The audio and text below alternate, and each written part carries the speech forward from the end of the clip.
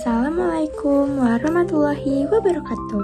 Halo teman-teman semua, perkenalkan nama aku Reksya Sahira Putri Maulida dari absen 29. Hari ini aku akan membahas soal-soal yang ada di uji kompetensi pengetahuan akhir semester 2 pada halaman 118 sampai 121.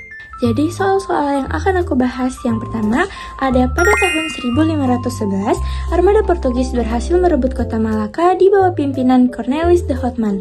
Lalu tokoh pejuang dari Ternate dalam melawan kolonial Belanda adalah Sultan Hyron. Dan berikut adalah tujuan strategi benteng Stelsel kecuali melindungi penduduk setempat. Perang Padri berubah menjadi perang kolonial setelah rakyat menyadari bahwa Belanda ingin menguasai seluruh Sumatera Barat. Dan dalam menindas perlawanan bangsa Indonesia, Belanda menggunakan siasat adu domba. Untuk menyelesaikan perang Padri, Belanda mengirim pasukan dari Jawa pimpinan yaitu Sentot Alibas Prawirodirjo. Lalu perang Bali yang berkobar pada tahun 1846 sampai 1849 disebabkan karena Belanda menolak untuk menghargai hak tawan karang. Dan sistem tanam paksa nila dan teh dimulai dihapuskan pada tahun 1865. Salah satu contoh perlawanan rakyat Indonesia yang mampu menguras pikiran, tenaga, serta biaya pemerintah kolonial Belanda sehingga anggaran pemerintah mengalami defisit bahkan kosong adalah perlawanan Diponegoro di Jawa Tengah. Salah satu tokoh perlawanan Aceh yang pernah bekerja sama dengan pemerintah Belanda adalah Tengku Umar. Dan dengan kekalahan dalam Perang Jaraga itu maka semua kerajaan di Bali sudah berada di bawah kekuasaan Belanda pada tahun 1849. Sebab umum terjadinya perlawanan kerajaan Banjar adalah Belanda menunjuk Pangeran Tamjidillah sebagai sultan yang tidak dikehendaki rakyat. Sebab khusus terjadinya perlawanan kerajaan Banjar adalah penangkapan Pangeran Prabu Anom dan pengambilalihan Kesultanan Banjar oleh Belanda pada tahun 1859. Pasukan Pangeran Hidayat yang berada di bawah pimpinan Tumenggung Surapati berhasil membakar dan menenggelamkan kapal milik Belanda yang bernama Onrus. Lalu tujuan pemerintah kolonial Belanda melaksanakan sistem tanam paksa adalah mengatasi kesulitan keuangan kerajaan Belanda. Dan berikut ini adalah bentuk penyimpangan sistem tanam paksa kecuali pemakaian tanah kurang dari 52 hari.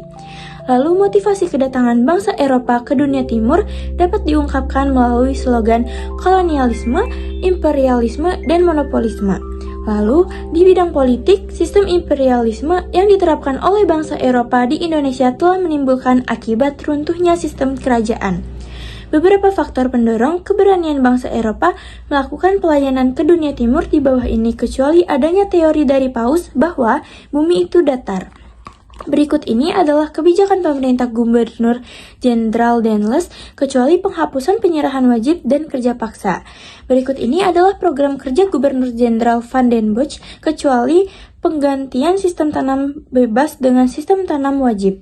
Dan golongan di negeri Belanda yang menuntut agar sistem tanam paksa dihapuskan karena menindas rakyat Hindia Belanda adalah golongan humanis. Lalu, pada abad ke-19 hingga awal abad ke-20, raja-raja di Bali mulai mempunyai hak untuk merampas muatan kapal yang karam di daerahnya yang dinamakan hak tawan karang. Dan ditetapkannya kebijakan sistem tanam paksa sebagai gagasan dari Johannes van den Bosch dan secara umum diterapkan di Pulau Jawa dilatar belakangi oleh hal berikut ini kecuali beban utang yang ditinggalkan oleh FOC. Lalu perubahan sistem perekonomian di negeri induk terjadi pada tahun 1850 yang ditandai dengan liberalisasi ekonomi. Perubahan ini dipengaruhi oleh meluasnya liberalisme yang didorong oleh revolusi industri dan revolusi Prancis. Dan yang terakhir yaitu dalam rangka mempertahankan Pulau Jawa dari tangan Inggris, Herman William Dendels membangun Jalan Anyer sampai Panarukan. Sekian video penjelasan dari uji kompetensi pengetahuan akhir semester 2 saya ini. Terima kasih sudah menonton. Mohon maaf bila ada kesalahan.